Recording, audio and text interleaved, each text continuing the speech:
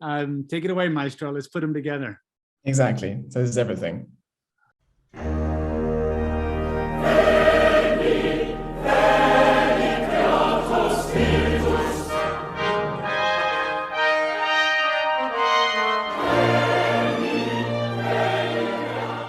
My next guest is the conductor and founder of Orchestra for the Earth, John Warner.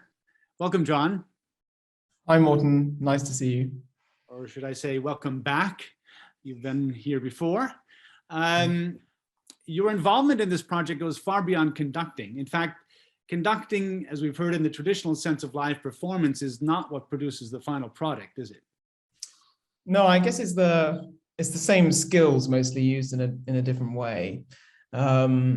Yeah, I do essentially almost no kind of real conducting in a sense to make the music happen. The main thing I do that has the biggest influence on how the music goes is the piano master track, which for this piece took me most of January to put together. But the preparation for that and the creation of that master track is pretty similar to preparing a score. And I often prepare scores with a piano anyway. But you have to think very, very deeply about tempos, about kind of what the main line is, what it is people need to listen to, what's important for people to listen to when they're playing along to something.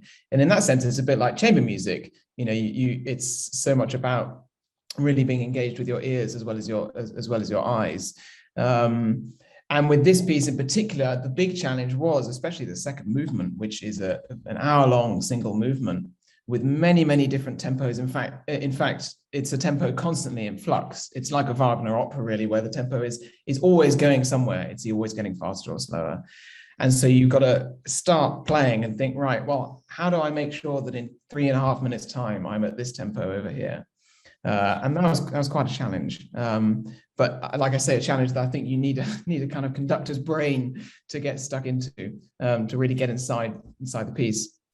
But unlike most conductors, you know, in a sense, you have to finish your concept of this piece in January. I mean, in some ways, right? I mean, that's not just making a piano track. That's creating, in a sense, this is the die. It's being cast many, many months ahead of time. And you're kind of, you know, so you're conceiving of this is way ahead of the curve. You're right. Yeah, it was a daunting task. And you know, every time you kind of hear yourself playing it back in the rehearsals, and you think, was that really a good idea? Did I really get that right? And also that may sound right with the piano, but does it have enough space for a whole orchestra playing? Because those things are very, very different. So I really had to try and get my head inside a huge Mahlerian orchestra and try and recreate the kind of sense of flow and space that needs. And then the recordings come in from the musicians and you start putting the mix together and you see whether you got it right. Yeah, I imagine it's like building this, the outline of a sculpture and then filling it in over the months and hoping it turns into what you were envisioning. Yeah, that's right. Yeah. So one of the things I asked you to bring to the show today, and I'm so happy you've done this, is to give us a sense of how this is done layer by layer. It's a bit like, you know, watching a painter, you know, at the easel, and, you know, first the background color and whatever, and then putting it all together. And you've done that for us. And let's just take this one step at a time and tell us what we're going to be listening to as we compile, as it were, the Eighth Symphony virtually. Yeah, so what I'm going to play you is a kind of step-by-step of how, starting from the piano track, I build up each layer. And the sort of bizarre thing for me is by the time the piano is taken out of the mix, it's still the skeleton of what I played. So the first thing is just me playing the beginning of the piece, and I'll just apologize in advance, not only for the piano playing, but for the quite small, upright, out of tune piano that I was playing it on in quite a small living room. And I can only think that my neighbors thought that I was having quite a religious experience in the month of January, as I was just smashing out this symphony over and over again. They must know it better than me at this point. So this is the piano track.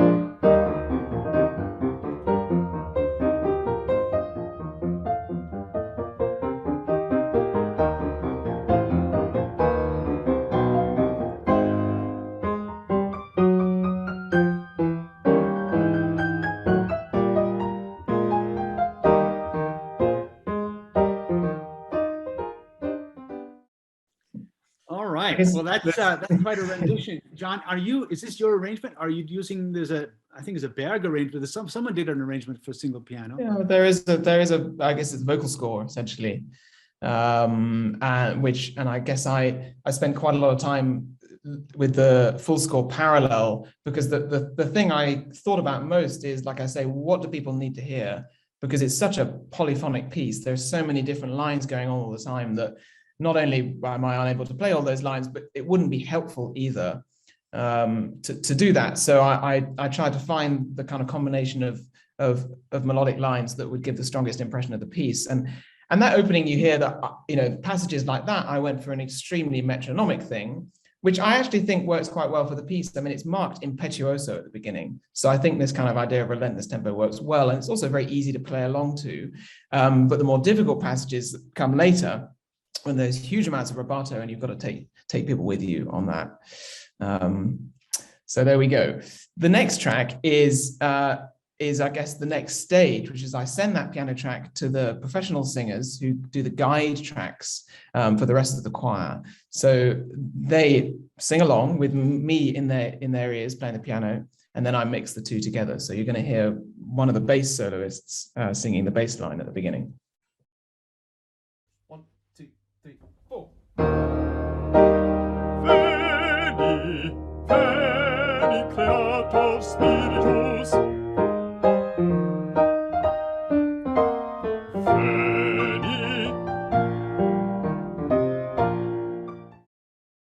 So you get the idea. It fits together. We get the idea, and of course we have to remember there are 2 full choruses. And we have 8 soloists, and we have the boys' choir. I mean, there are a lot of these, in other words, that are being produced. There are exactly 4 voice types in each choir, but each of those voice types splits up to 3 times. So there are moments in the backing track where there are up to 20 separate voices singing, all recorded separately. And this is just the soloists, 20 separate vocal lines. So I'm going to play you now the beginning again with just 1 voice per part, which, well, you can decide for yourselves what it sounds like. Veni, veni, Creator Spiritus.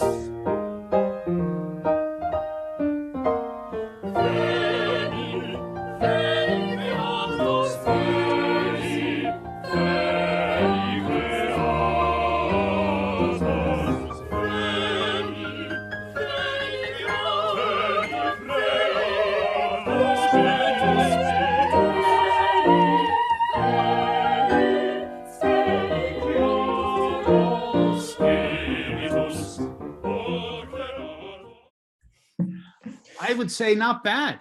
Yeah, right. Someone should do a performance like that one day. I think it would be high impact. Maybe a part or something. Yeah, that's right. Yeah, it's quite powerful.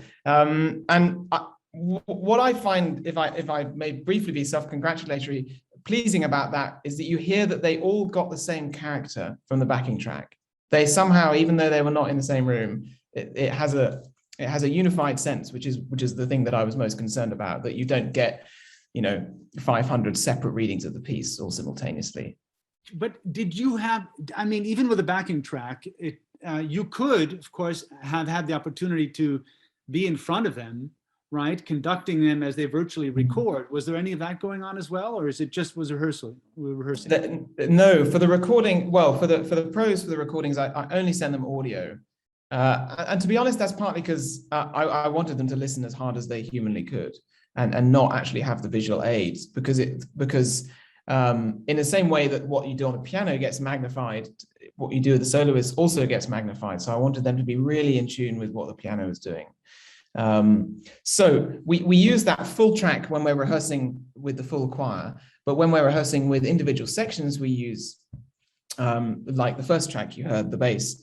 So now you're going to hear the Choir of the Earth sopranos with their rendition of the opening, with the pro taken out, but with them all mixed together with the piano. I see, right. So this is the full choir 1 soprano section.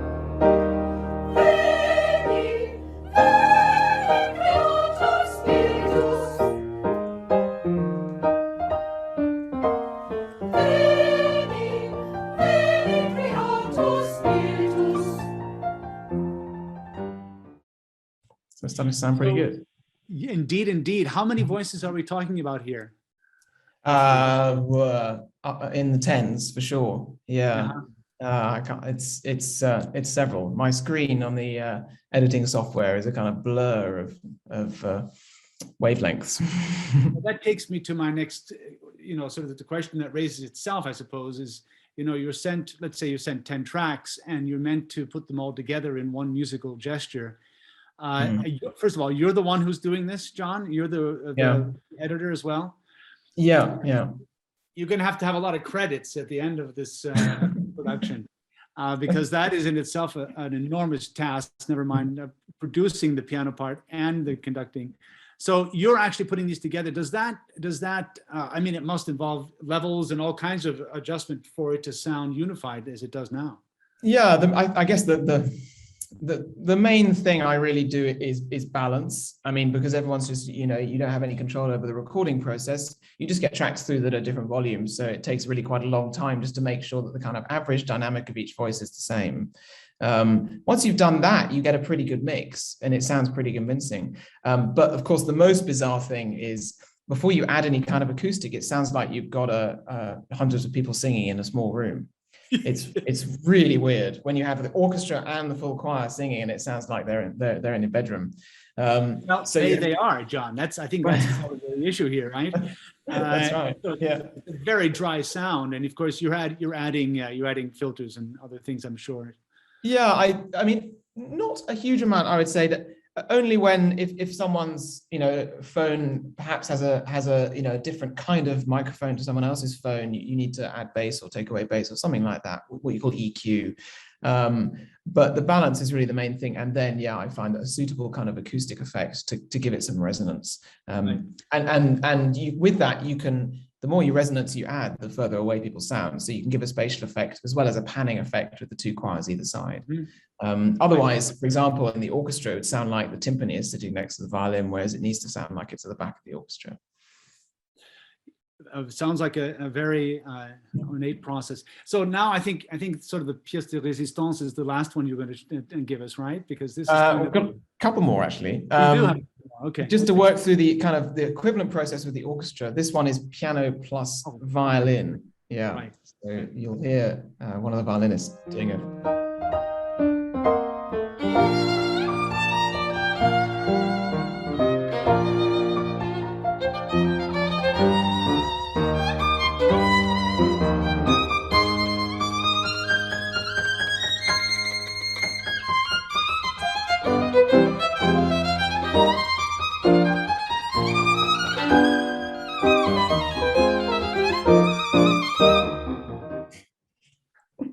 Very fine. Now, superhuman. Yeah, this is violin 1. I don't have the score in front of me. That's the principal violin part. Yeah, and it's one violinist, of course. Right, and you have 40 of them.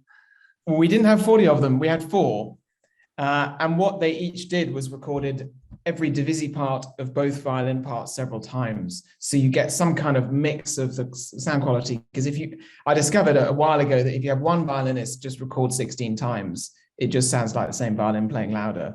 So you need some kind of timbral mix. But I found with 4, it sounds like there can be 16 of them. Yeah, that's an interesting observation about acoustics, I suppose, but also what we find as sort of a pleasant, controlled chaos in the flexibility of sound and the need to not have it robotic. Yeah, you need a human blend, really. Yeah. So well, you'll chat to Eliar Flautis in a bit, but it was a really monumental task. So now you'll hear, with piano taken out, what it sounds like with the whole orchestra at the very beginning.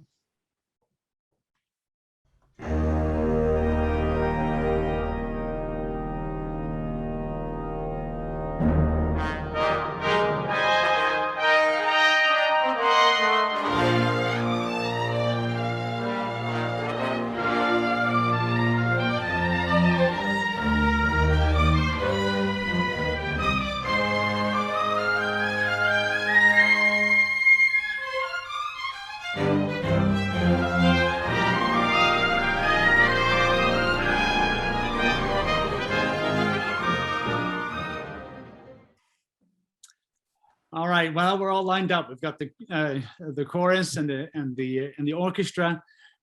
Take it away, Maestro. Let's put them together. Exactly. So this is everything.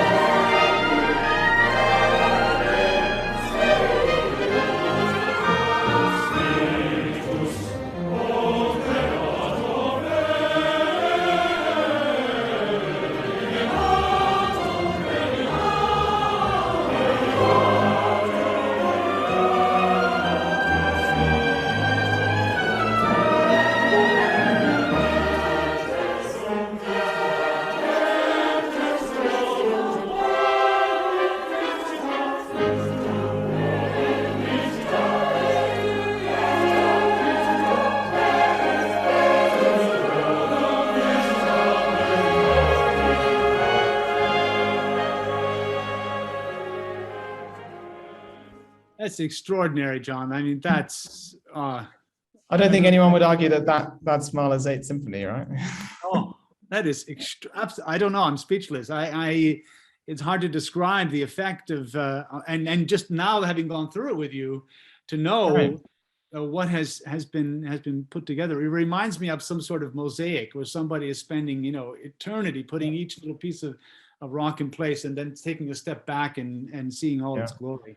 Which is what a Mahler score is like, I think, almost more than any other. The level of minute detail in order to create the whole, and you really hear it writ large there. And I have to say, I mean, I cannot take most of the credit, because the orchestration and the way the piece is written is so effective that he tells people, you need to play at this dynamic, you need to play at this dynamic, you shouldn't rush, you should hurry, and the effect is that it works like clockwork. It's amazing. Well, we're going to give you, I think, a lot of the credit, but we will also not leave Mahler out of this, obviously. You speak to actually what I was going to ask you now, what the advantages and disadvantages. I mean, it's clear that you don't have the live spontaneity. You don't have this, wall of sound that you can work with, in person. But what are maybe even some of the advantages? You kind of spoke to that just now. Yeah, well, I think one of the main advantage is the kind of empowerment that you give to the individual in this, whereby, of course, I have quite a lot of control. I set down the master track and I make the edit, but there's only so much you can do when people send you their tracks. So what each individual voice and each individual instrument actually does is largely down to them, I would say. It's like I would say probably an 80-20 relationship in that respect. And I think that's hugely in the spirit of the piece, which was meant to be a gift for the whole world. And it truly becomes one in this sense. And perhaps people who, might be shy about seeing a piece like this in public, or simply may not have the opportunity, as most people who go through their life don't, it gives them that chance to do it in their living room with little scrutiny, and build up their confidence through as many rehearsals as they want to watch, until they can do it. And for those who are really confident, as has been said earlier, they can record as many parts as they like. You can sing every part. So I think it is very much in the spirit of the piece there, and certainly at a time like this, what you've just heard is the piece alive and breathing in some respect, and that's something to be thankful for, I think.